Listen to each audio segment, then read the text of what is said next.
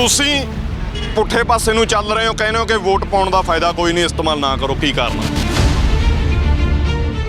ਸਾਡੀਆਂ ਵੋਟਾਂ ਦੀ ਅਹਿਮੀਅਤ ਨਹੀਂ ਹੈ। ਇੱਕ ਲੋਕ ਸਭਾ ਹਲਕੇ ਦੇ ਵਿੱਚ ਘੱਟੋ ਘੱਟ 15 ਲੱਖ ਵੋਟਰ ਵੋਟ ਪਾਉਣ ਜਾਂਦੇ ਆ, ਲਾਈਨਾਂ 'ਚ ਖੜ੍ਹਦੇ, ਆਪਣੀ ਦਿਹਾੜੀ ਖਰਾਬ ਕਰਦੇ ਆ। 117 ਸੀਟਾਂ ਦੇ ਲਈ 5-5 6-6 ਹਜ਼ਾਰ ਐਪਲੀਕੇਸ਼ਨ ਇੱਕ ਪਾਰਟੀ ਕੋਲ ਆਉਂਦੇ ਆ, ਤੁਸੀਂ ਕਹਿੰਦੇ ਹੋ 130 ਬੰਦਾ ਨਹੀਂ ਹੈਗਾ, ਉੱਥੇ ਤਾਂ ਲਾਈਨਾਂ ਲੱਗੀਆਂ ਪਈਆਂ ਨੇ। ਸੁਖਬੀਰ ਸਿੰਘ ਬਾਦਲ ਚੁਣਿਆ ਗਿਆ ਮੈਂਬਰ 19 'ਚ ਪਾਰਲੀਮੈਂਟ, ਭਗਵੰਤ ਮਾਨ ਚੁਣਿਆ ਗਿਆ 19 ਤੋਂ 22, 2.5 ਸਾਲ ਵਿੱਚ ਫਿਰ ਇਹਨਾਂ ਦੇ ਚਲੂਏ ਲੜਨ ਲੱਗੇ ਆਪਣੀ ਸੀਟ ਤੇ।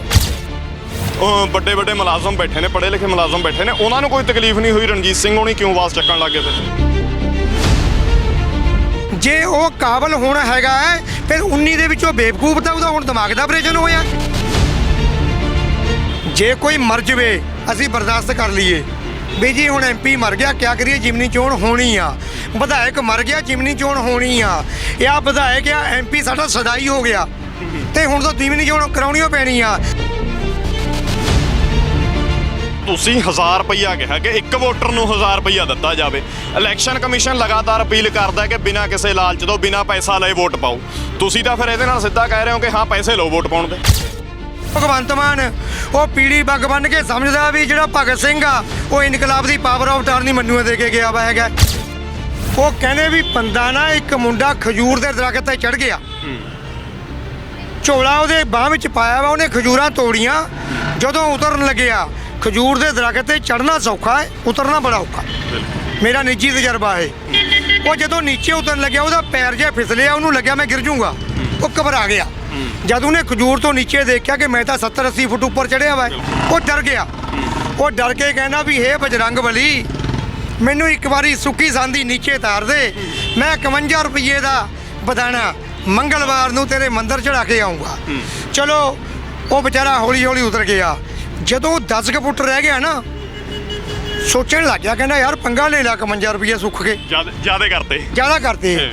ਫਿਰ ਉਹਨੇ ਸਕੀਮ ਸੋਚੀ ਹੈ ਸਾਡੇ ਲੀਡਰਾਂ ਵਾਂਗੂ, ਜਿਹੜੇ ਛੱਡ ਕੇ ਪਿੱਛੇ ਭੱਜੇ ਆਉਂਦੇ ਆ। ਮੁੱਖ ਮੰਤਰੀ ਜੇ ਚੰਗਾ ਹੈ, ਚਿਹਰਾ ਲੋਕਾਂ ਨੂੰ ਵੀ ਪਤਾ ਚੰਗਾ ਹੈ, ਮਾੜੇ ਕੈਂਡੀਡੇਟ ਵੀ ਫਿਰ ਲੋਕਾਂ ਨੂੰ ਜਿਤਾਉਣਾ ਮਜਬੂਰੀ ਬਣ ਜਾਂਦੀ ਆ। ਸਤਿ ਸ਼੍ਰੀ ਅਕਾਲ ਦੋਸਤੋ, ਪੰਜਾਬੀ ਲੋਕ ਚੈਨਲ ਦੇਖ ਰਹੇ ਹੋ, ਮੈਂ ਸੰਸਾਰਦੀਪ। ਪੰਜਾਬ ਦੇ ਵਿੱਚ ਲੋਕਤੰਤਰ ਦਾ ਸਭ ਤੋਂ ਵੱਡਾ ਤਿਉਹਾਰ ਮੰਨਿਆ ਜਾਂਦਾ ਇਲੈਕਸ਼ਨਾਂ, ਵੋਟਾਂ ਆ ਗਈਆਂ ਨੇ। 20 ਫਰਵਰੀ ਨੂੰ ਪੰਜਾਬ ਦੇ ਅਗਲੇ 5 ਸਾਲਾਂ ਦੇ ਲਈ, ਭਵਿੱਖ ਦੇ ਚੋਣ ਦੇ ਲਈ ਪੰਜਾਬ ਦੇ ਵਿੱਚ ਇਲੈਕਸ਼ਨਾਂ ਹੋਣੀਆਂ ਨੇ। ਵੋਟ ਦਾ ਅਧਿਕਾਰ ਪੰਜਾਬੀ ਆਪਣੇ ਦਾ ਇਸਤੇਮਾਲ ਕਰਨਗੇ। ਇਲੈਕਸ਼ਨ ਕਮਿਸ਼ਨ ਵੱਲੋਂ ਉਤਸ਼ਾਹਿਤ ਕੀਤਾ ਜਾ ਰਿਹਾ ਲੋਕਾਂ ਨੂੰ ਵੱਖ-ਵੱਖ ਤਰੀਕੇ ਦੇ ਨਾਲ ਕਿ ਆਪਣੇ ਵੋਟ ਦਾ ਅਧਿਕਾਰ ਦਾ ਇਸਤੇਮਾਲ ਜ਼ਿਆਦਾ ਤੋਂ ਜ਼ਿਆਦਾ ਕਰੋ। ਤੁਸੀਂ ਮੇਰੇ ਪਿੱਛੇ ਇੱਕ ਤਸਵੀਰ ਦੇਖ ਸਕਦੇ ਹੋ ਕਿ 20 ਫਰਵਰੀ 2022 ਨੂੰ ਆਪਣੇ ਕੀਮਤੀ ਵੋਟ ਪਾਓ ਤੇ ਲੋਕਤੰਤਰ ਨੂੰ ਮਜ਼ਬੂਤ ਕਰੋ। ਲੋਕਤੰਤਰ ਨੂੰ ਮਜ਼ਬੂਤ ਕਰਨ ਦਾ ਹੋਕਾ ਇਲੈਕਸ਼ਨ ਕਮਿਸ਼ਨ ਵੱਲੋਂ ਸਾਰੇ ਪੰਜਾਬ ਦੇ ਵਿੱਚ ਦਿੱਤਾ ਜਾ ਰਿਹਾ ਹੈ। ਹੁਣ ਅਸੀਂ ਤੁਹਾਨੂੰ ਇੱਕ ਹੋਰ ਤਸਵੀਰ ਦਿਖਾਉਣ ਲੱਗੇ ਹਾਂ ਜਿਹੜੀ ਕਿ ਬਹੁਤ ਹੀ ਹੈਰਾਨ ਕਰਨ ਵਾਲੀ ਆ। ਮੇਰੇ ਦੋਨੇ ਸਾਈਡ ਤੁਸੀਂ ਦੇਖ ਸਕਦੇ ਹੋ, ਇੱਕ ਟੀਮ ਸਾਨੂੰ ਮਿਲੀ ਹੈ, ਇੱਕ ਸਰਦਾਰ ਜੀ ਨੇ ਜਿਹੜੇ ਲੋਕਾਂ ਨੂੰ ਅਪੀਲ ਕਰ ਰਹੇ ਨੇ ਕਿ ਵੋਟ ਪਾਉਣ ਦਾ ਕੋਈ ਫਾਇਦਾ ਨਹੀਂ, ਆਪਣੇ ਵੋਟ ਲੋਕ ਅਧਿਕਾਰ, ਇਸ ਵੋਟ ਦੇ ਅਧਿਕਾਰ ਦਾ ਇਸਤੇਮਾਲ ਜਿਹੜਾ ਨਾ ਕਰਨ। ਬਾਈ ਰਣਜੀਤ ਸਿੰਘ ਪਟਿਆਲਾ ਨੇ, ਰੋਪੜ ਜ਼ਿਲ੍ਹੇ ਦੇ ਨਾਲ ਬਿਲੋਂਗ ਕਰਦੇ ਨੇ, ਸਾਡੇ ਨਾਲ ਬਾਈ ਹੋਣੀ ਮੌਜੂਦ ਨੇ। ਗੱਲ ਕਰਦੇ ਆ ਕਿ ਆਖਰ ਚੋਣ ਕਮਿਸ਼ਨ ਨੂੰ ਜਾਂ ਮਾਣਯੋਗ ਸੁਪਰੀਮ ਕੋਰਟ ਨੂੰ ਜਾਂ ਇਲੈਕਸ਼ਨ ਕਮਿਸ਼ਨ ਨੂੰ ਸਿੱਧਾ ਚੈਲੰਜ ਇਹਨਾਂ ਵੱਲੋਂ ਕਿਉਂ ਕੀਤਾ ਜਾ ਰਿਹਾ, ਕਿਉਂ ਲੋਕਾਂ ਨੂੰ ਇਸ ਤਰ੍ਹਾਂ ਦੇ ਨਾਲ ਉਤਸ਼ਾਹਿਤ ਕੀਤਾ ਜਾ ਰਿਹਾ ਕਿ ਆਪਣੀ ਵੋਟ ਜਿਹੜੀ ਆ ਨਾ ਪਾਓ। ਬਾਈ ਜੀ ਬਹੁਤ ਬਹੁਤ ਸਵਾਗਤ। ਧੰਨਵਾਦ ਜੀ ਤੁਹਾਡਾ। ਬਾਈ ਜੀ, ਇੱਕ ਪਾਸੇ ਇਲੈਕਸ਼ਨ ਕਮਿਸ਼ਨ ਵੱਲੋਂ ਉਤਸ਼ਾਹਿਤ ਕੀਤਾ ਜਾ ਰਿਹਾ ਲੋਕਾਂ ਨੂੰ, ਵੱਖ-ਵੱਖ ਤਰੀਕੇ ਨਾਲ ਬੋਰਡ ਵੀ ਲਗਾਏ ਗਏ ਨੇ, ਹੋਕੇ ਵੀ ਦਿੱਤੇ ਜਾ ਰਹੇ ਨੇ, ਐਡਵਰਟੀਜ਼ਮੈਂਟ ਕੀਤੀ ਜਾ ਰਹੀ ਆ ਲੋਕਾਂ ਨੂੰ ਕਿ ਆਪਣੇ ਵੋਟ ਦੇ ਅਧਿਕਾਰ ਦਾ ਇਸਤੇਮਾਲ ਕਰੋ। ਤੁਸੀਂ ਪੁੱਠੇ ਪਾਸੇ ਨੂੰ ਚੱਲ ਰਹੇ ਹੋ, ਕਹਿੰਦੇ ਹੋ ਕਿ ਵੋਟ ਪਾਉਣ ਦਾ ਫਾਇਦਾ ਕੋਈ ਨਹੀਂ, ਇਸਤੇਮਾਲ ਨਾ ਕਰੋ, ਕੀ ਕਾਰਨ? ਦੇਖੋ, ਅਸੀਂ ਬੋਰਡ ਲਿਖਿਆ ਹੋਇਆ ਹੈ, ਅਸੀਂ ਚੋਣ ਕਮਿਸ਼ਨਰ ਤੋਂ, ਰਾਸ਼ਟਰਪਤੀ ਤੋਂ, ਸੁਪਰੀਮ ਕੋਰਟ ਤੋਂ ਜੀ ਇਹ ਬੇਨਤੀ ਰਾਹੀਂ ਪੁੱਛ ਰਹੇ ਆ ਕਿ ਜਦੋਂ ਸਾਡੀ ਪਾਈ ਵੋਟ ਦੀ ਕੋਈ ਅਹਿਮੀਅਤ ਨਹੀਂ ਹੈ, ਅਸੀਂ ਵੋਟ ਕਿਉਂ ਪਾਈਏ? ਜਦੋਂ ਕਿਸੇ ਵੀ ਪਾਰਟੀ ਦੇ ਕੋਲ 117 ਜਿਹੜੇ ਮੈਂਬਰ ਆ, ਇਹਨਾਂ ਨੂੰ ਚਾਹੀਦੇ ਆ MLA ਤੇ 13 ਚਾਹੀਦੇ ਮੈਂਬਰ ਪਾਰਲੀਮੈਂਟ। ਜਦੋਂ ਕਿਸੇ ਵੀ ਪਾਰਟੀ ਦੇ ਕੋਲ ਕਾਬਲ 130 ਉਮੀਦਵਾਰ ਹੀ ਨਹੀਂ ਹੈਗੇ ਜੀ। ਫਿਰ ਅਸੀਂ ਇਹਨਾਂ ਨੂੰ ਪਾਰਟੀ ਹੋਣ ਦੀ ਮਾਨਤਾ ਕਿਉਂ ਦਈਏ? ਤੀਸਰਾ ਮੇਰਾ ਸਵਾਲ ਆ, ਜੇ ਵੋਟਰਾਂ ਦਾ ਸ਼ੋਸ਼ਣ ਹੋਣ ਤੋਂ ਇਹ ਜਿਹੜੀਆਂ ਅਥਾਰਟੀਆਂ ਹੈ ਇਹ ਨਹੀਂ ਰੋਕ ਸਕਦੀਆਂ, ਫਿਰ ਅਸੀਂ ਕਿਹਦੇ ਕੋਲ ਜਾਈਏ? ਸੋ ਆਪਾਂ ਜ਼ਿਆਦਾ ਲੰਬਾ ਨਾ ਜਾਈਏ।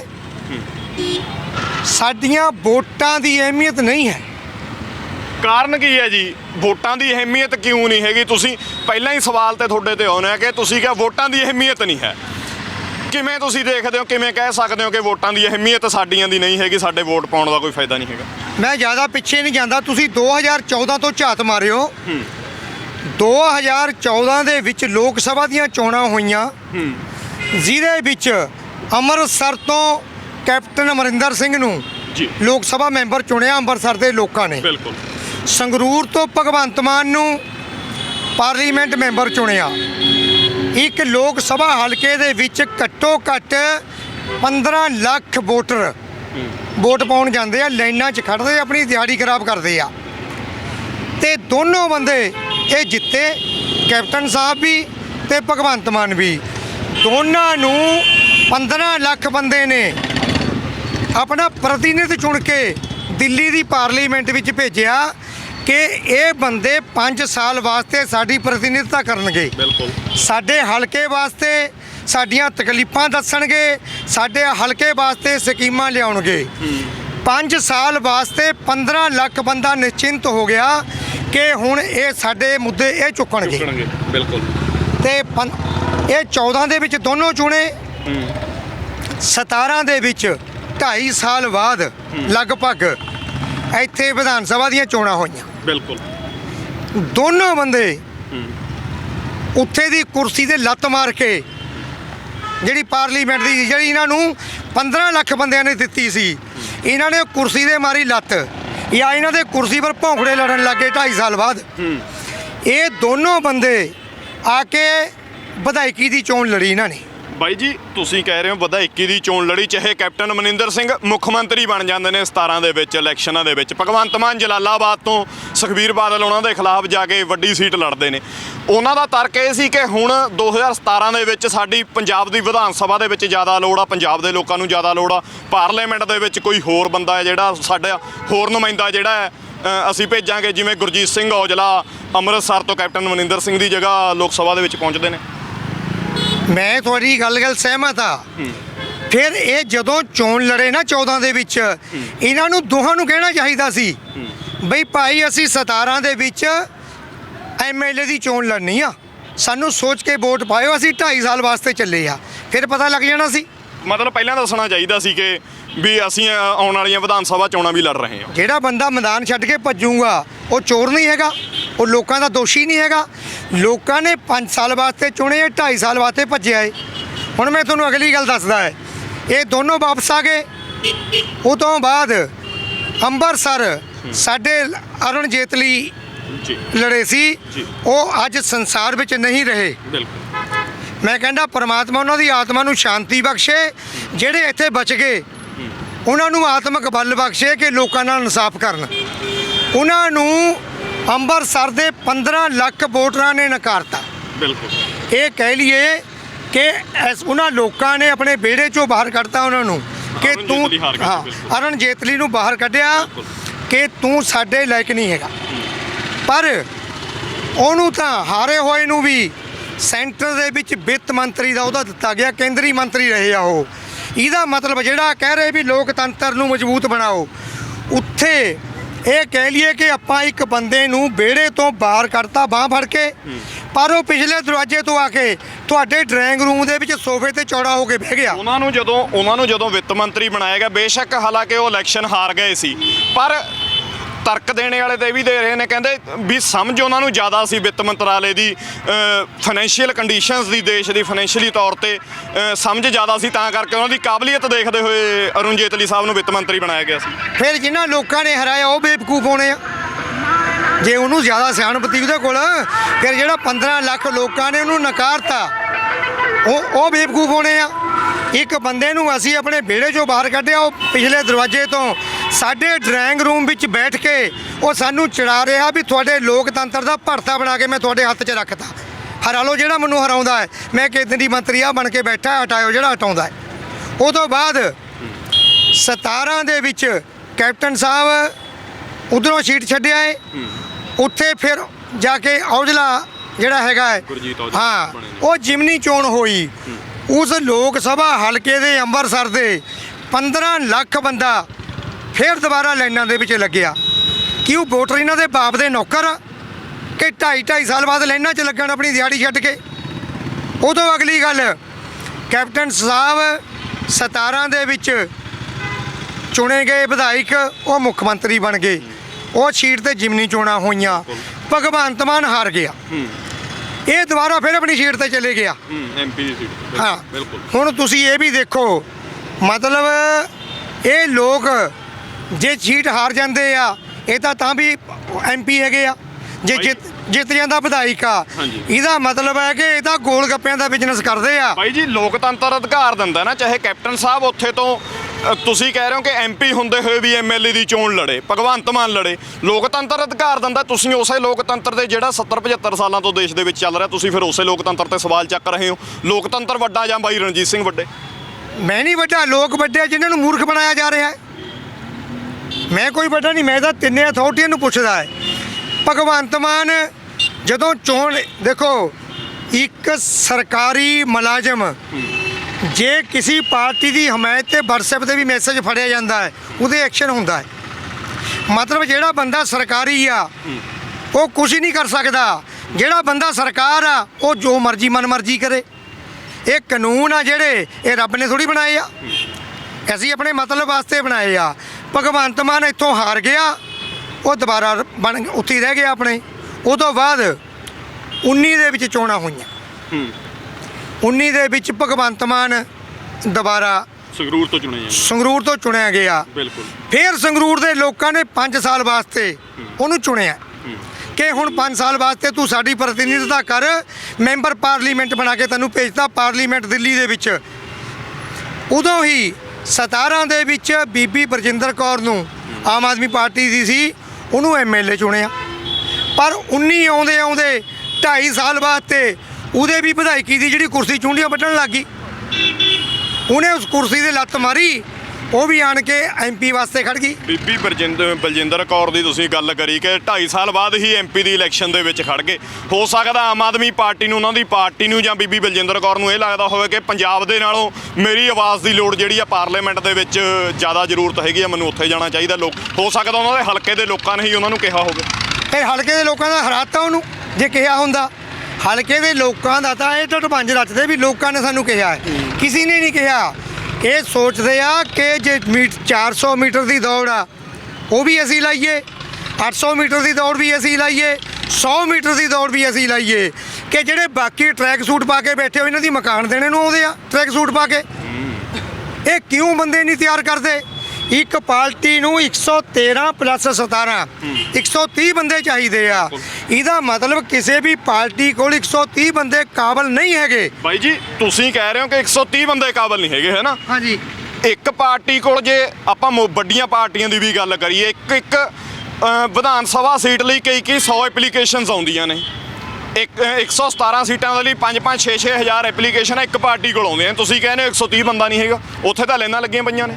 130 ਬੰਦਾ ਮੈਂ ਤੁਹਾਨੂੰ ਦੱਸ ਦਿੰਦਾ ਹੈ ਕਿ 17 ਦੇ ਵਿੱਚ ਬੀਬੀ ਬਰਜਿੰਦਰ ਕੌਰ ਹਾਰ ਗਈ, ਉਹਦੇ ਕੋਲ ਵਿਧਾਇਕੀ ਰਹਿ ਗਈ ਆਪਣੀ। ਤੇ 17 ਦੇ ਵਿੱਚ ਸੁਖਬੀਰ ਸਿੰਘ ਬਾਦਲ ਨੂੰ ਵੀ ਚੁਣਿਆ ਲੋਕਾਂ ਨੇ, ਉਹ ਵੀ ਐਮਐਲਏ ਬਣਿਆ।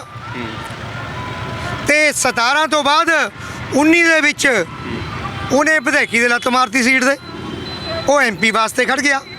ਐਮਪੀ ਚੁਣ ਲਿਆ ਉਹਨੂੰ ਲੋਕਾਂ ਨੇ, ਫਿਰ ਉਹਦੀ ਸੀਟ ਖਾਲੀ ਹੋ ਗਈ। ਉੱਥੇ ਜਿਮਨੀ ਚੋਣ ਹੋਈ ਆ। ਇੱਕ ਵਿਧਾਨ ਸਭਾ ਦੇ ਵਿੱਚ 1.5 ਲੱਖ ਬੰਦਾ ਫਿਰ ਦੁਬਾਰਾ ਲਾਈਨਾਂ 'ਚ ਖੜਦਾ ਹੈ। ਤੇ ਉਹ ਬੰਦਾ ਕਿਉਂ ਖੜਦਾ? ਉਹ ਕਿਉਂ ਖੜੇ ਇੱਕੋ ਸੀਟ ਦੇ ਉੱਪਰ ਬਾਰ-ਬਾਰ? ਜਦ ਸੁਖਬੀਰ ਸਿੰਘ ਬਾਦਲ ਉੱਥੇ ਐਵੇਂ ਬਣ ਗਿਆ ਵਿਧਾਇਕ, ਤੇ ਉਹਦੀ ਜਗ੍ਹਾ ਕੋਈ ਹੋਰ ਬੰਦਾ ਖੜਦਾ। ਜੇ ਇਹਨਾਂ ਕੋਲ 130 ਪੂਰੇ ਹੁੰਦੇ, ਫਿਰ ਹੁਣ ਮੈਨੂੰ ਤੁਸੀਂ ਦੱਸੋ, ਫਿਰ ਇੱਕੋ ਪਾਸੇ ਦੋਵੇਂ ਬੰਦੇ ਕਿਉਂ ਖੜਦੇ ਆ? ਦੇਸ਼ ਦੇ ਵਿੱਚ 1952 ਦੇ ਵਿੱਚ ਪਹਿਲੀ ਇਲੈਕਸ਼ਨ ਹੁੰਦੀ ਆ, ਲੋਕ ਸਭਾ ਦੀ ਇਲੈਕਸ਼ਨ 1952 ਦੇ ਵਿੱਚ ਹੁੰਦੀ ਆ। ਉਸ ਤੋਂ ਬਾਅਦ ਲਗਾਤਾਰ ਸਿਸਟਮ ਇਸੇ ਤਰ੍ਹਾਂ ਚੱਲਦਾ ਆ ਰਿਹਾ ਜਿਵੇਂ ਹੁਣ ਤੁਸੀਂ ਦੱਸ ਕੇ ਹਟੇ ਹੋ। ਹੋਰ ਕਿਸੇ ਨੇ ਆਵਾਜ਼ ਨਹੀਂ ਚੱਕੀ, ਹੋ ਸਕਦਾ ਇਹ ਸਿਸਟਮ ਸਹੀ ਲੱਗਦਾ ਹੋਵੇ। ਹੋਰ ਵੱਡੇ ਵੱਡੇ ਅਫਸਰ ਬੈਠੇ ਨੇ, ਪੜ੍ਹੇ ਲਿਖੇ ਲੋਕ ਬੈਠੇ ਨੇ, ਵੱਡੇ ਵੱਡੇ ਮੁਲਾਜ਼ਮ ਬੈਠੇ ਨੇ, ਪੜ੍ਹੇ ਲਿਖੇ ਮੁਲਾਜ਼ਮ ਬੈਠੇ ਨੇ, ਉਹਨਾਂ ਨੂੰ ਕੋਈ ਤਕਲੀਫ ਨਹੀਂ ਹੋਈ। ਰਣਜੀਤ ਸਿੰਘ ਹੋਣੀ ਕਿਉਂ ਆਵਾਜ਼ ਚੱਕਣ ਲੱਗੇ ਫਿਰ? ਨਹੀਂ, ਅਸੀਂ ਇਕੱਲੇ ਨਹੀਂ ਹੈਗੇ, ਅਸੀਂ ਪੂਰੇ ਜਿਹੜੇ ਸਮਾਜ ਸੇਵੀ ਲੋਕ ਆ ਇਹ ਗੱਲ ਪੁੱਛਣਾ ਚਾਹੁੰਦੇ ਆ। ਜੇ ਸਾਡਾ ਇਹ ਸਵਾਲ ਗਲਤ ਆ ਤਾਂ ਤੁਸੀਂ ਦੱਸੋ, ਤੁਸੀਂ ਵੀ ਤਾਂ ਪੱਤਰਕਾਰ ਆ। 17 ਦੇ ਵਿੱਚ ਸੁਖਬੀਰ ਸਿੰਘ ਬਾਦਲ ਚੁਣਿਆ ਗਿਆ ਮੈਂਬਰ 19 ਚ ਪਾਰਲੀਮੈਂਟ, ਭਗਵੰਤ ਮਾਨ ਚੁਣਿਆ ਗਿਆ 19 ਤੋਂ 22, 2.5 ਸਾਲ ਵਿੱਚ ਫਿਰ ਇਹਨਾਂ ਦੇ ਚਲੂਏ ਲੜਨ ਲੱਗੇ ਆਪਣੀ ਸੀਟ ਤੇ। ਹੁਣ ਇਹ ਦੋਨੋਂ ਫੇਰ ਵਿਧਾਇਕ ਆ ਗਏ, ਅੱਜ ਲੜਨ ਲੱਗ ਪਏ ਨਾ ਦੋਨੋਂ। ਜੀ ਜੀ, ਮੰਨ ਲਓ ਇਹ ਦੋਨੋਂ ਬੰਦੇ ਜਿੱਤ ਜਾਂਦੇ ਆ, ਇਹ ਦੋਨੋਂ ਬੰਦੇ ਜਿੱਤ ਜਾਂਦੇ ਆ, ਫਿਰ ਦੋਨੋਂ ਸੀਟਾਂ ਖਾਲੀ ਹੋ ਜਾਣੀਆਂ। ਫਿਰ ਉੱਥੇ ਜਿਮਨੀ ਚੋਣਾਂ ਹੋਣੀਆਂ, ਫਿਰ 30 ਲੱਖ ਬੰਦਾ ਫਿਰ ਲਾਈਨ 'ਚ ਖੜੂਗਾ ਚੋਣਾਂ ਵਾਸਤੇ। ਜਦ ਭਗਵੰਤ ਮਾਨ ਨੂੰ ਇਹ ਗੱਲ ਦਾ ਪਤਾ ਹੈ ਕਿ ਮੈਨੂੰ ਮੁੱਖ ਮੰਤਰੀ ਬਣਨਾ ਹੈ, ਮੈਂ ਮੁੱਖ ਮੰਤਰੀ ਦਾ ਚਿਹਰਾ ਹੈ, ਸੁਖਬੀਰ ਬਾਦਲ ਨੂੰ ਨਹੀਂ ਪਤਾ ਵੀ ਮੈਂ ਚਿਹਰਾ ਹੈ। ਫਿਰ ਉਹ ਜਦੋਂ 19 ਦੇ ਵਿੱਚ ਚੋਣਾਂ ਲੜੀਆਂ ਹੈ, ਇਹ ਬੰਦੇ ਹੋਰ ਬੰਦੇ ਨੂੰ ਭੇਜ ਦਿੰਦੇ। ਇਹਦਾ ਮਤਲਬ ਇਹਨਾਂ ਕੋਲ 130 ਬੰਦਾ ਨਹੀਂ ਹੈਗਾ ਕਿਸੇ ਕੋਲ ਵੀ। ਅੱਜ ਆਮ ਆਦਮੀ ਪਾਰਟੀ ਕਹਿੰਦੀ ਆ ਕਿ ਸਾਡੀ ਵਿਲੱਖਣ ਆ ਪਾਰਟੀ, ਜੋ ਚੱਜ ਕਾਂਗਰਸ ਕਰਦੀ ਆ, ਜੋ ਚੱਜ ਭਾਰਤੀ ਜਨਤਾ ਪਾਰਟੀ ਕਰਦੀ ਆ, ਜੋ ਚੱਜ ਅਕਾਲੀ ਦਲ ਕਰਦਾ ਹੈ। ਮੈਂ ਤੁਹਾਨੂੰ 3 ਗੱਲਾਂ ਦੱਸੀਆਂ ਹੈ, ਤੁਸੀਂ ਆਪ ਦੱਸੋ ਕਿ ਕੋਈ ਗੱਲ ਤੁਹਾਨੂੰ ਲੱਗਦੀ ਹੈ ਕਿ ਜੋ ਇਹਨਾਂ ਨੂੰ ਵੱਖ ਕਰਦੀ ਆ? ਨਹੀਂ, ਭਗਵੰਤ ਮਾਨ ਹੋਣ ਚਾਹੇ, ਭਗਵੰਤ ਮਾਨ ਆਮ ਆਦਮੀ ਪਾਰਟੀ ਦਾ ਸੀਐਮ ਚਿਹਰਾ ਨੇ ਇਲੈਕਸ਼ਨਾਂ ਦੇ ਵਿੱਚ, ਹਨਾ, ਤੇ ਸੁਖਬੀਰ ਸਿੰਘ ਬਾਦਲ ਸ਼੍ਰੋਮਣੀ ਅਕਾਲੀ ਦਲ ਤੇ ਬਹੁਜਨ ਸਮਾਜ ਪਾਰਟੀ ਦੇ ਗੱਠਜੋੜ ਦਾ ਚਿਹਰਾ ਨੇ। ਹੋ ਸਕਦਾ ਉਹਨਾਂ ਨੂੰ ਹੁਣ ਪੰਜਾਬ ਦੇ ਹਾਲਾਤ ਦੇਖ ਕੇ ਉਹ ਤਾਂ ਕਹਿੰਦੇ ਕਿ ਪੰਜਾਬ ਨੂੰ ਸਾਡੀ ਇਸ ਟਾਈਮ ਵਿਧਾਨ ਸਭਾ ਦੇ ਵਿੱਚ ਜ਼ਿਆਦਾ ਲੋੜ ਹੈਗੀ ਆ, ਲੋਕ ਸਭਾ ਦੇ ਵਿੱਚ ਅਸੀਂ ਹੋਰ ਕੋਈ ਕਾਬਲ ਬੰਦਾ, ਚੰਗਾ ਉਮੀਦਵਾਰ ਉੱਥੇ ਇਲੈਕਸ਼ਨ ਲੜਾ ਕੇ ਉੱਥੇ ਭੇਜ ਦਾਂਗੇ। ਮਤਲਬ ਕਾਬਲ ਬੰਦਾ 19 ਤੋਂ ਬਾਅਦ ਨਵਾਂ ਜੰਮਣਾ ਦਾ ਕੋਈ? ਤੁਹਾਡਾ ਕਹਿਣ ਤੋਂ ਭਾਵ ਇਹੀ ਹੋਇਆ ਨਾ ਕਿ 19 ਉਹ ਕਹਿ ਰਹੇ ਨੇ ਜੀ, ਅਸੀਂ ਤਾਂ ਕੌਣ ਹੁੰਦੇ ਆ ਕਹਿਣ, ਉਹ ਕਹਿ ਰਹੇ ਨੇ, ਕਹਿੰਦੇ ਕਿ ਹੋਰ ਕਾਬਲ ਬੰਦਾ ਉੱਥੇ ਭੇਜ ਦਾਂਗੇ, ਸਾਡੀ ਇੱਕ ਮੁੱਖ ਮੰਤਰੀ ਦੇ ਤੌਰ ਤੇ ਪੰਜਾਬ ਦੇ ਵਿੱਚ ਲੋੜ ਹੈਗੀ। ਮੈਂ ਕਹਿੰਦਾ ਇਹਨਾਂ ਦੀ ਬਹੁਤ ਲੋੜ ਆ। ਮਤਲਬ 19 ਤੋਂ ਬਾਅਦ ਜਿਹੜਾ ਬੱਚਾ ਜੰਮਿਆ ਕਾਬਲ, ਪਹਿਲਾਂ ਤਾਂ ਇਹਨਾਂ ਨੂੰ ਦਿਖਿਆ ਨਹੀਂ ਹੈਗਾ, ਹੁਣ ਉਹ ਨਵਾਂ ਬੱਚਾ ਜਿਹੜਾ ਜੰਮਿਆ ਉਹ ਭੇਜਣਾ ਇਹਨਾਂ ਨੇ। ਹੁਣ ਇਹ ਦੋਹੇ ਬੰਦੇ ਜਿੱਤੂਗੇ, ਫਿਰ ਜਿਮਨੀ ਚੋਣ ਹੋਊਗੀ। ਹੁਣ ਭਗਵੰਤ ਮਾਨ ਜੇ ਜਿੱਤ ਜਾਂਦਾ ਹੈ ਤਾਂ ਉਹ ਆਪਣੀ ਲੋਕ ਸਭਾ ਦੀ ਸੀਟ ਤੇ ਆਮ ਆਦਮੀ ਪਾਰਟੀ ਕੈਂਡੀਡੇਟ ਨਹੀਂ ਖੜਾਉਂਗੇ ਕੋਈ, ਉਹ ਕਾਬਲ ਨਹੀਂ ਹੋਊਗਾ। ਜੇ ਉਹ ਕਾਬਲ ਹੋਣਾ ਹੈਗਾ ਹੈ, ਫਿਰ 19 ਦੇ ਵਿੱਚ ਉਹ ਬੇਵਕੂਫ ਦਾ, ਉਹਦਾ ਹੁਣ ਦਿਮਾਗ ਦਾ ਆਪਰੇਸ਼ਨ ਹੋਇਆ ਵੀ ਉਹ ਪਹਿਲਾਂ ਸਦਾਈ ਦਾ, ਹੁਣ ਉਹਦੇ ਵਿੱਚ ਦਿਮਾਗ ਆ ਗਿਆ ਬਹੁਤ, ਉਹ ਕਿੱਥੇ ਤੇ ਆਊਗਾ। ਇਹ ਘਾਣ ਕੀਤਾ ਜਾ ਰਿਹਾ। ਅਸੀਂ ਤਾਂ ਬੇਨਤੀ ਕਰਦੇ ਸੰਗਤਾਂ ਵੱਲੋਂ, ਲੋਕਾਂ ਵੱਲੋਂ, ਜੇ ਕੋਈ ਮਰ ਜਾਵੇ ਅਸੀਂ ਬਰਦਾਸ਼ਤ ਕਰ ਲਈਏ ਵੀ ਜੀ ਹੁਣ MP ਮਰ ਗਿਆ, ਕਿਆ ਕਰੀਏ, ਜਿਮਨੀ ਚੋਣ ਹੋਣੀ ਆ। ਵਿਧਾਇਕ ਮਰ ਗਿਆ, ਜਿਮਨੀ ਚੋਣ ਹੋਣੀ ਆ। ਇਹ ਵਿਧਾਇਕ ਆ, MP ਸਾਡਾ ਸਦਾਈ ਹੋ ਗਿਆ ਤੇ ਹੁਣ ਤਾਂ ਜਿਮਨੀ ਚੋਣ ਕਰਾਉਣੀ ਓ ਪੈਣੀ ਆ ਕਿ ਜੈਂਟ ਬੰਦੇ ਨੂੰ ਕਿਆ ਕਰੂੰਗੇ। ਉਹ ਜਦ ਚੰਗੇ ਭਲੇ ਆ, ਇਹ ਬੰਦੇ ਚੰਗੇ ਭਲੇ ਆ, ਕਿਉਂ ਸੀਟਾਂ ਛੱਡ ਕੇ ਆਉਂਦੇ ਆ? ਜਾਂ ਫਿਰ ਦੇਖੋ, ਇਹਨਾਂ ਨੂੰ ਇਹ ਕਹਿਣਾ ਚਾਹੀਦਾ ਹੈ ਜੇ ਜਿਮਨੀ ਚੋਣ ਕਰਾਉਣੀ ਆ, ਲੋਕ ਸਭਾ ਦੇ ਮੈਂਬਰ ਨੇ ਤਾਂ 15 ਲੱਖ ਬੰਦੇ ਨੇ ਵੋਟ ਪਾਉਣੀ ਆ। 1000 ਰੁਪਈਆ ਇੱਕ ਬੰਦੇ ਦੀ ਦਿਹਾੜੀ ਦੇ ਹਿਸਾਬ ਨਾਲ ਸਰਕਾਰ ਇਹਨਾਂ ਨੂੰ ਪੈਸੇ ਜਮ੍ਹਾਂ ਕਰਾਵੇ ਬਈ ਬੰਦੇ ਦਾ ਪੁੱਤ ਬਣ ਕੇ 15 ਲੱਖ ਬੰਦੇ ਦੀ ਦਿਹਾੜੀ ਇੱਥੇ ਜਮ੍ਹਾਂ ਕਰਾ ਸਰਕਾਰ ਕੋਲ, ਪਲੱਸ ਜਿਹੜਾ ਸਰਕਾਰ ਦਾ ਖਰਚਾ ਆਉਣਾ ਜਿਮਨੀ ਚੋਣ ਵਾਸਤੇ। ਫਿਰ ਜਿੱਦਣ ਵੋਟ ਪਾਉਣ ਜਾਊਗਾ ਨਾ ਬੰਦਾ, ਉਹਨੂੰ ਜਦੋਂ ਐਗਜ਼ਿਟ ਪੋਲ ਤੋਂ ਬਾਹਰ ਨਿਕਲਦਾ ਉਦੋਂ ਪਹਿਲੀ ਗੱਲ ਤਾਂ ਇਹਨਾਂ ਵੱਲੋਂ ਮਾਫੀਨਾਮਾ ਦਿੱਤਾ ਜਾਵੇ ਵੀ ਅਸੀਂ ਜਿਹੜਾ ਅਸਤੀਫਾ ਦੇ ਕੇ ਇੱਥੇ ਬਈ ਸਾਡੀ ਗਲਤੀ ਕਾਰਨ ਤੁਹਾਨੂੰ 5 ਸਾਲ ਦੇ ਵਿੱਚ ਦੁਬਾਰਾ ਆਉਣਾ ਪਿਆ ਹੈ ਤੇ ਨਾਲ 1000 ਰੁਪਈਆ ਅਸੀਂ ਤੁਹਾਨੂੰ ਦਿੰਦੇ ਆਉਣੇ ਦਾ। ਬਾਈ ਜੀ, ਤੁਸੀਂ 1000 ਰੁਪਈਆ ਕਿਹਾ ਕਿ ਇੱਕ ਵੋਟਰ ਨੂੰ 1000 ਰੁਪਈਆ ਦਿੱਤਾ ਜਾਵੇ। ਇਲੈਕਸ਼ਨ ਕਮਿਸ਼ਨ ਲਗਾਤਾਰ ਅਪੀਲ ਕਰਦਾ ਹੈ ਕਿ ਬਿਨਾਂ ਕਿਸੇ ਲਾਲਚ ਤੋਂ, ਬਿਨਾਂ ਪੈਸਾ ਲਏ ਵੋਟ ਪਾਓ। ਤੁਸੀਂ ਤਾਂ ਫਿਰ ਇਹਦੇ ਨਾਲ ਸਿੱਧਾ ਕਹਿ ਰਹੇ ਹੋ ਕਿ ਹਾਂ ਪੈਸੇ ਲਓ ਵੋਟ ਪਾਉਣ ਦੇ। ਪੈਸੇ ਨਹੀਂ ਲਓ, ਸਾਡਾ ਜਿਹੜਾ ਕਾਨੂੰਨ ਆ ਉਹ ਕਹਿੰਦਾ 5 ਸਾਲ 'ਚ ਇੱਕ ਵਾਰੀ ਵੋਟ ਜ਼ਰੂਰ ਪਾਉਣ ਜਾਓ। ਉਹ ਮੈਂ ਵੀ ਜਾਂਦਾ, ਤੁਸੀਂ ਵੀ ਜਾਂਦੇ ਆ, ਪਰ ਰੋਜ਼ ਅਸੀਂ ਇਹਨਾਂ ਦੇ ਬੁੜੇ ਦੇ ਨੌਕਰ ਲਾਈਨਾਂ ਵਿੱਚ ਲੱਗੀਏ। ਇੱਕ ਦੁਕਾਨਦਾਰ ਬੰਦਾ ਦੁਕਾਨ ਬੰਦ ਕਰਕੇ ਜਾਂਦਾ ਹੈ, ਰੇਹੜੀ ਵਾਲਾ ਰੇਹੜੀ ਬੰਦ ਕਰਕੇ ਜਾਂਦਾ ਹੈ, ਬਾਜ਼ਾਰ ਬੰਦ ਹੁੰਦੇ ਜਦੋਂ ਜਿਮਨੀ ਚੋਣ ਹੁੰਦੀ ਆ। ਉਹ ਬੰਦੇ ਕਿਉਂ ਆਪਣੀ ਦਿਹਾੜੀ ਛੱਡੇ? ਮਤਲਬ ਇਹ ਬੰਦੇ ਮੇਲਾ ਲੁੱਟਦੇ ਫਿਰਨ, ਜਿੱਥੇ ਇਹਨਾਂ ਦਾ ਜੀ ਕਰਦਾ ਹੈ ਉੱਥੇ ਜਾਵੇ ਇਹ, ਤੇ ਆਮ ਬੰਦਾ ਦਿਹਾੜੀ ਛੱਡ ਕੇ ਕਿਉਂ ਜਾਵੇ? ਸਰਕਾਰ ਇਹਨਾਂ ਤੋਂ ਦਿਹਾੜੀ ਲਵੇ ਤਾਂ ਬੰਦੇ ਦੇ ਪੁੱਤ ਬਣ ਜੂਗੇ। ਕੋਈ ਬੰਦਾ ਇਹ ਨਹੀਂ ਹੋਊਗਾ ਕਿ ਲੋਕ ਸਭਾ ਦੀ ਸੀਟ ਛੱਡ ਕੇ ਵਿਧਾਇਕ ਬਣ ਗਿਆ, ਵਿਧਾਇਕ ਛੱਡ ਕੇ ਲੋਕ ਸਭਾ 'ਚ ਭੱਜ ਗਿਆ। ਇਹਨਾਂ ਨੂੰ ਅਕਲ ਆਉਣੀ ਚਾਹੀਦੀ ਆ। ਤੁਸੀਂ ਆਪਣੀ ਵੋਟ ਦੇ ਅਧਿਕਾਰ ਦਾ ਇਸਤੇਮਾਲ ਜਿਹੜਾ ਕਰਦੇ ਹੋ ਹੁਣ ਤੱਕ ਕੀਤਾ? ਮੈਂ ਕਰਦਾ 5 ਸਾਲ 'ਚ ਇੱਕ ਵਾਰੀ ਕਰੂੰਗਾ। ਜੇ ਜਿਮਨੀ ਚੋਣ ਹੋਊਗੀ ਮੈਂ ਨਹੀਂ ਜਾਊਂਗਾ, ਲੋਕਾਂ ਨੂੰ ਵੀ ਕਹੂੰਗਾ ਬੰਦ ਕਰੋ ਇਹ। ਨਹੀਂ, ਤੁਸੀਂ ਕਰਦੇ ਹੋ ਨਾ, ਫਿਰ ਹੁਣ ਤੱਕ ਤੁਸੀਂ ਕਰਦੇ ਰਹੇ ਹੋ ਆਪਣੇ ਵੋਟ ਦੇ ਅਧਿਕਾਰ ਦਾ ਇਸਤੇਮਾਲ ਜਿੰਨੀ ਵਾਰ ਵੀ ਜਿਸ ਵੀ ਪਾਰਟੀ ਦੇ ਹੱਕ ਦੇ ਵਿੱਚ ਕੀਤਾ, ਫਿਰ ਹੁਣ ਇਹ ਆਵਾਜ਼ ਕਿਉਂ ਬੋਲ ਰਹੀ ਆ? ਹੁਣ ਤੁਸੀਂ ਕਿਉਂ ਇਸ ਤਰ੍ਹਾਂ ਕੰਪੇਨ ਕਰ ਰਹੇ ਹੋ? ਪਹਿਲਾਂ ਕਿਉਂ ਨਹੀਂ ਬੋਲੇ? ਜਿਹੜੇ ਜਦ ਅਸੀਂ ਹੁਣ ਦੇਖਦੇ ਕਿ ਹਾਲਾਤ ਸੁਧਰ ਨਹੀਂ ਰਹੇ, ਕਦੀ ਤਾਂ ਕੋਈ ਬੋਲੂਗਾ, ਜਦੋਂ ਤੁਹਾਡੀ ਅੱਖ ਖੁੱਲ੍ਹ ਗਈ ਉਦੋਂ ਹੀ ਸਵੇਰਾ, ਕਦੇ ਤਾਂ ਕੋਈ ਬੰਦਾ ਪਹਿਲ ਕਰੂੰਗਾ ਹੀ ਨਾ। ਅਸੀਂ ਜਦ ਦੇਖਦੇ ਆ ਕਿ ਹੁਣ ਮੈਨੂੰ ਤਾਂ ਹੁਣ ਸਪਸ਼ਟ ਦਿਖਦਾ ਹੈ ਕਿ ਦੋਨੇ ਬੰਦੇ ਮਹਾਰਾਜ ਕਰੇ ਦੋਨੋਂ ਜਿੱਤ ਜਵੇ। ਸੁਖਬੀਰ ਬਾਦਲ ਨੇ ਵੀ ਜਿੱਤਣਾ, ਭਗਵੰਤ ਮਾਨ ਨੇ ਵੀ ਜਿੱਤਣਾ ਹੈ। ਫਿਰ ਮੁੜ ਕੇ ਜਿਮਨੀ ਚੋਣ ਹੋਣੀ ਨਾ ਕਰਕੇ ਇਹ ਇੱਕ ਪਾਸੇ ਤਾਂ ਕਹਿੰਦੇ ਆ ਹੁਣ ਭਗਤ ਸਿੰਘ ਜਿਹੜਾ ਸੁਖਬੀਰ ਬਾਦਲ ਆ ਉਹ ਰੌਲਾ ਪਾ ਰਿਹਾ ਕਿ ਵੀਰ ਸੁਖਬੀਰ ਇਹ ਕਿੱਥੇ ਗਏ। ਉਧਰ ਜਿਹੜਾ ਆਪਣਾ ਹੈਗਾ ਭਗਵੰਤ ਮਾਨ, ਉਹ ਪੀੜੀ ਪੱਗ ਬੰਨ੍ਹ ਕੇ ਸਮਝਦਾ ਵੀ ਜਿਹੜਾ ਭਗਤ ਸਿੰਘ ਆ ਉਹ ਇਨਕਲਾਬ ਦੀ ਪਾਵਰ ਆਫ ਅਟਾਰਨੀ ਮੰਨੂਏ ਦੇ ਕੇ ਗਿਆ ਵਾ ਹੈਗਾ। ਜਦ ਇਹਨਾਂ ਕੋਲ ਇੰਨਾ ਦਰਦ ਆ ਲੋਕਾਂ ਦਾ, ਫਿਰ ਦਰਦ ਸਮਝਦੇ ਕਿਉਂ ਨਹੀਂ ਹੈਗੇ? ਇਹ ਕਿਉਂ ਦੁਬਾਰਾ ਚੋਣ ਲੜ ਰਿਹਾ? ਤੁਹਾਡੇ ਬੈਨਰ ਦੇ ਵਿੱਚ ਮੈਨੂੰ ਇੱਕ ਹੋਰ ਚੀਜ਼ ਦਿਖ ਰਹੀ ਆ ਕਿ ਚੋਣ ਕਮਿਸ਼ਨਰ, ਰਾਸ਼ਟਰਪਤੀ ਤੇ ਸੁਪਰੀਮ ਕੋਰਟ ਤਿੰਨਾਂ ਤੇ ਸਵਾਲ ਖੜੇ ਕੀਤੇ ਜਾ ਰਹੇ ਨੇ। ਜਦ ਕਿ ਜੇਕਰ ਗੱਲ ਕਰੀਏ ਰਾਸ਼ਟਰਪਤੀ ਦੇ ਉੱਪਰ ਆਪਾਂ ਕੋਈ ਇਸ ਤਰ੍ਹਾਂ ਤੰਜ ਨਹੀਂ ਕੱਸ ਸਕਦੇ ਜਾਂ ਰਾਸ਼ਟਰਪਤੀ ਦੇ ਉੱਪਰ ਸਿੱਧੇ ਸਵਾਲ ਨਹੀਂ ਚੱਕੇ ਜਾ ਸਕਦੇ। ਨਿਆਂ ਪ੍ਰਣਾਲੀ ਦੇ ਉੱਪਰ ਵੀ ਤੁਸੀਂ ਸਵਾਲ ਚੱਕ ਰਹੇ ਹੋ, ਪਰਚੇ ਹੋ ਸਕਦੇ ਨੇ ਕੱਲ੍ਹ। ਮੈਂ ਕਹਿੰਦਾ ਕੇਸ ਹੋ ਜਾਊਗਾ ਨਾ, ਇੱਕ ਕੇਸ ਹੋ ਕੇ ਜਿਹੜੇ ਰੋਜ਼ ਕੇਸ ਪੱਟ ਹੁੰਦੇ ਉਹ ਤੋਂ ਬਚੂਗੇ। ਜੇ ਇੱਕ ਕੇਸ ਪੈ ਕੇ ਲੋਕਾਂ ਦੇ ਕੇਸ ਪੱਟ ਹੋਣੇ ਤੋਂ ਬਚ ਜਵੇ, 2.5 ਸਾਲ ਬਾਅਦ ਜਿਹੜੇ ਜਾਂਦੇ ਆ ਉਹਨਾਂ ਦਾ ਖਹਿੜਾ ਤਾਂ ਛੁੱਟੇ। ਤੇ ਜੇ ਇਹ ਗੱਲਾਂ ਦਾ ਜਵਾਬ ਤੁਹਾਨੂੰ ਸੁਪਰੀਮ ਕੋਰਟ ਨਹੀਂ ਦਊਂਗੀ, ਅਥਾਰਟੀ ਨਹੀਂ ਦਊਂਗੀਆਂ, ਫਿਰ ਅਸੀਂ ਕਿੱਥੇ ਜਾਈਏ? ਅਸੀਂ ਤਾਂ ਇਹ ਵੀ ਕਿਹਾ ਵੀ ਹੋਰ ਦੱਸੋ ਕਿਹਦਾ ਬੂਹਾ ਖੜਕਾਈਏ। ਤੁਸੀਂ ਕੰਪੇਨ ਕਰ ਰਹੇ ਹੋ, ਬੈਨਰ ਤੁਹਾਡੇ ਛਪਾਏ ਹੋਏ ਨੇ, ਸੁਪਰੀਮ ਕੋਰਟ ਨੂੰ ਵੀ ਕਟਹਿਰੇ ਦੇ ਵਿੱਚ ਖੜਾ ਕੀਤਾ। ਸੁਪਰੀਮ ਕੋਰਟ ਤੋਂ ਤੁਸੀਂ ਕੀ ਉੱਥੇ ਤੱਕ ਪਹਿਲਾਂ ਪਹੁੰਚ ਕਰਨ ਦੀ ਕੋਸ਼ਿਸ਼ ਕੀਤੀ ਆ ਇਸ ਸੰਬੰਧੀ ਲੈ ਕੇ ਕਿ ਜੀ ਇਹ ਕਮੀਆਂ ਸਾਨੂੰ ਲੱਗਦੀਆਂ ਨੇ, ਇਸ ਤੇ ਗੌਰ ਕੀਤਾ ਜਾਵੇ, ਜਾਂ ਹੋਰ ਕਿਸੇ ਮਾਣਯੋਗ ਕੋਰਟ ਦੇ ਵਿੱਚ ਤੁਸੀਂ ਗਏ ਹੋ? ਨਹੀਂ, ਅਸੀਂ ਜਾਵਾਂਗੇ। ਆਹ ਅਸੀਂ ਅੱਜ ਕਰਤਾ ਜਨਤਕ ਲੋਕਾਂ ਨੂੰ, ਉਦੋਂ ਬਾਅਦ ਅਸੀਂ PIL ਪਾਉਣੀ ਪਵੇ, ਜੋ ਵੀ ਕਰਨਾ ਪਊਗਾ। ਹਲੇ ਤੱਕ ਨਹੀਂ ਪਾਈ? ਨਹੀਂ ਕਰੀ ਹੈਗੀ, ਔਰ ਕਰਾਂਗੇ। ਅਗਲੀਆਂ ਚੋਣਾਂ ਤੋਂ ਪਹਿਲਾਂ ਅਸੀਂ ਲੋਕਾਂ ਨੂੰ ਵੀ ਲਾਮਬੰਦ ਕਰੂੰਗੇ। ਖੜੋ ਜੀ ਸਦਕੇ, ਪਰ ਇਹ ਕੁੱਤੇ ਕੰਮ ਨਾ ਕਰੋ ਵੀ ਕਦੀ ਇੱਧਰ ਕਦੀ ਇੱਧਰ। ਮਤਲਬ ਲੋਕ ਆਪਣਾ ਸਮਾਂ ਕਿਉਂ ਨਸ਼ਟ ਕਰੇ? ਤੁਸੀਂ ਵੀ ਕਿਉਂ ਜਾਓ? ਜੋ ਪੱਤਰਕਾਰ ਵੀਰ ਆ, ਜਿੰਨੇ ਵੀ ਅਸੀਂ ਖੜੇ ਆ, ਅਸੀਂ ਜਦ ਬੰਦੇ ਨੂੰ ਇੱਕ ਚੁਣਤਾ ਕਿ 5 ਸਾਲ ਸਾਡੀ ਪ੍ਰਤੀਨਿਧਤਾ ਕਰ। ਇੱਕ ਤੁਹਾਨੂੰ ਹੋਰ ਗੱਲ ਦੱਸਾਂ, ਕੈਪਟਨ ਸਾਹਿਬ ਨੂੰ ਇਹਨਾਂ ਨੇ ਮਹੀਨਾ 2 ਮਹੀਨੇ ਪਹਿਲਾਂ ਲਾਤਾ। ਇਹ ਬੰਦੇ 2.5-3 ਸਾਲ ਬਾਅਦ ਭੱਜੇ ਆਉਂਦੇ ਆ।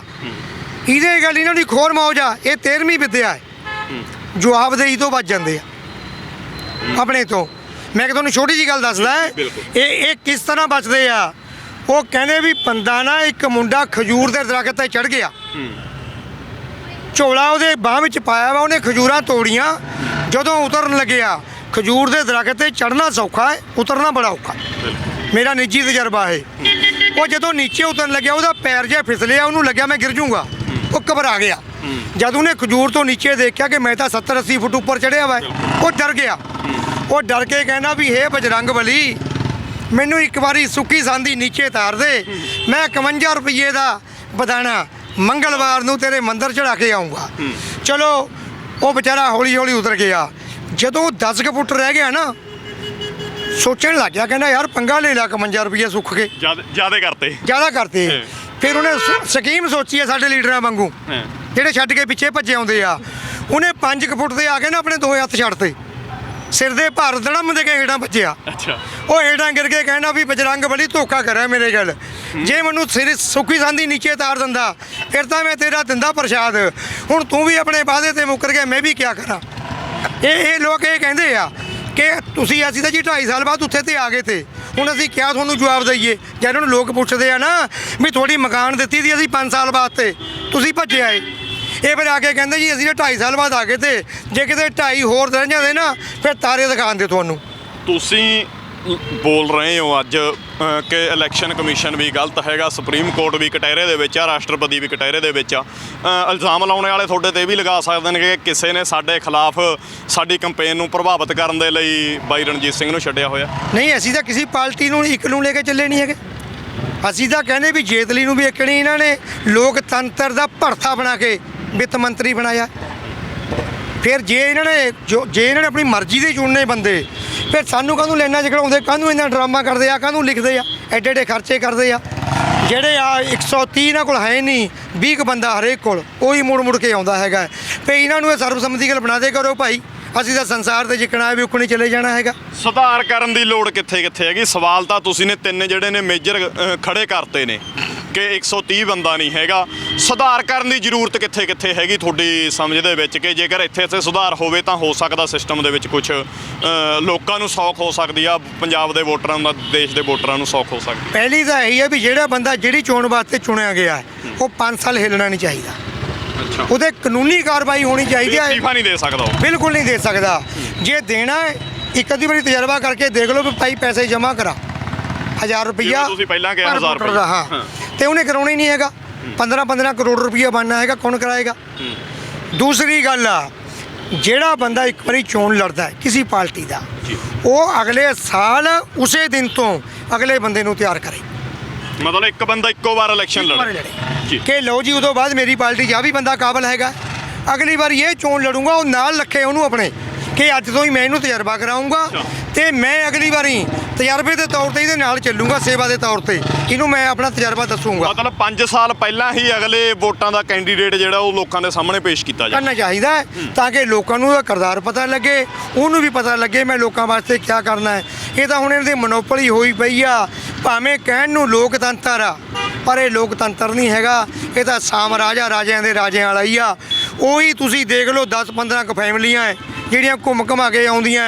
ਸਾਡੀ ਨਵੀਂ ਪਾਰਟੀ ਆਈ ਸੀ ਭਗਵੰਤ ਮਾਨ, ਆ ਕੈਵੀਂ ਚੋਣ ਲੜਨ ਲੱਗਿਆ,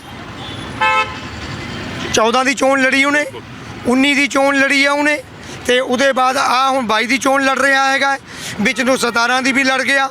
ਮੇਰੇ ਇਹਦਾ ਮਤਲਬ ਤਾਂ ਇਹੀ ਹੋ ਗਏ ਬੰਦੇ। ਇਹ ਦੂਸਰਾ ਬੰਦਾ ਜਿਹੜਾ ਕੋਈ ਕਾਬਲ ਆਉਂਦਾ ਹੈ ਉਹਨੂੰ ਇਹ ਲੋਕ ਡੀਫੇਸ ਕਰਨ ਦੀ ਕੋਸ਼ਿਸ਼ ਕਰਦੇ। ਪਹਿਲੀ ਗੱਲ ਤਾਂ ਵੀ ਅਸੀਂ ਆ ਗਏ, ਅੱਗੇ ਨਹੀਂ ਵਧਣ ਦੇ ਰਹੇ, ਤੁਸੀਂ ਕਹਿ ਰਹੇ ਹੋ ਮਤਲਬ ਕਿ ਸਾਡੇ ਅਸੀਂ ਹੁਣ ਮੈਦਾਨ 'ਚ ਰਹਿਣਾ ਹੈ। ਜੇ ਹੁੰਦਾ ਤਾਂ ਸਾਰੀਆਂ ਪਾਰਟੀਆਂ ਵਿੱਚ ਇਹ ਭਗਵੰਤ ਮਾਨ ਕਹਿੰਦਾ ਤਾਂ ਕਿ ਜੀ ਇਹੀ ਬਾਦਲ ਪਰਿਵਾਰ ਹੈ, ਇਹੀ ਫਲਾਣਾ ਜੀ, ਬਾਕੀ ਦੇ ਲੋਕਾਂ ਦੇ ਧੀਆਂ ਪੁੱਤਾਂ ਉਹ ਨਾਅਰੇ ਮਾਰਨੇ ਵਾਸਤੇ ਆ। ਹੁਣ ਇਹੀ ਸਵਾਲ ਭਗਵੰਤ ਮਾਨ ਤੇ ਖੜਾ ਹੁੰਦਾ ਕਿ ਤਾਂ ਕਹਿੰਦੇ ਕਿ ਸਾਡੀ ਪਾਰਟੀ ਨੇ ਇੱਕ ਟੈਕਸੀ ਚਲਾਉਣੇ ਵਾਲੇ ਨੂੰ ਵੀ ਐਮਐਲਏ ਬਣਾਇਆ। ਹੋਰ ਇਸ ਵਾਰ ਵੀ ਕਹਿੰਦੇ ਜਿਹੜੇ 2022 ਦੀਆਂ ਇਲੈਕਸ਼ਨਾਂ ਦੇ ਵਿੱਚ ਅਸੀਂ ਨੇ ਕਿੰਨੇ ਆਮ ਘਰਾਂ ਦੇ ਮੁੰਡਿਆਂ ਨੂੰ, ਮੁੰਡੇ ਕੁੜੀਆਂ ਨੂੰ, ਧੀਆਂ ਪੁੱਤਾਂ ਨੂੰ ਟਿਕਟਾਂ ਦਿੱਤੀਆਂ ਨਹੀਂ ਦਿੱਤੀਆਂ, ਫਿਰ ਉਹ ਮੁੱਕੇ ਹੁਣ ਆਮ ਘਰਾਂ ਦੇ ਧੀ ਪੁੱਤ ਖਤਮ ਹੋ ਲਏ, ਮਤਲਬ ਹੁਣ ਖਾਸਦੇ ਰਹਿ ਗਏ। ਭਗਵੰਤ ਮਾਨ ਚੌਥੀ ਚੋਣ ਲੜਨ ਲੱਗਿਆ ਹੈਗਾ, 4 ਬੰਦੇ ਹੁਣ ਤੱਕ ਲੜ ਸਕਦੇ ਸੀ, ਕਿਉਂ ਬਾਰ-ਬਾਰ ਦਿੰਦੇ ਆਪਾਂ ਕਿਸੇ ਵੀ ਕੈਂਡੀਡੇਟ ਨੂੰ? ਇੱਕ ਬੰਦਾ ਇੱਕ ਚੋਣ ਲੜੇ, ਅਗਲਾ ਬੰਦਾ ਤਿਆਰ ਕਰੇ, ਕੋਈ ਸਿਸਟਮ ਸੁਧਾਰ ਆਵੇ। ਮੈਂ ਲੋਕਾਂ ਨੂੰ ਵੀ ਤੁਹਾਡੇ ਮੀਡੀਆ ਜ਼ਰੀਏ ਬੇਨਤੀ ਕਰਦਾ ਹਾਂ ਕਿ ਪਾਰਟੀਆਂ ਨੂੰ ਛੱਡ ਦਿਓ। ਮੈਂ ਤੁਹਾਨੂੰ ਇਹ ਵੀ ਗੱਲ ਦੱਸ ਦਿੰਦਾ ਹੈ ਕਿ ਸੀਐਮ ਦਾ ਚਿਹਰਾ ਐਲਾਨਣਾ ਵਿਧਾਨ ਵਿੱਚ ਨਹੀਂ ਹੈਗਾ, ਸੰਵਿਧਾਨ ਵਿੱਚ ਨਹੀਂ ਹੈਗਾ।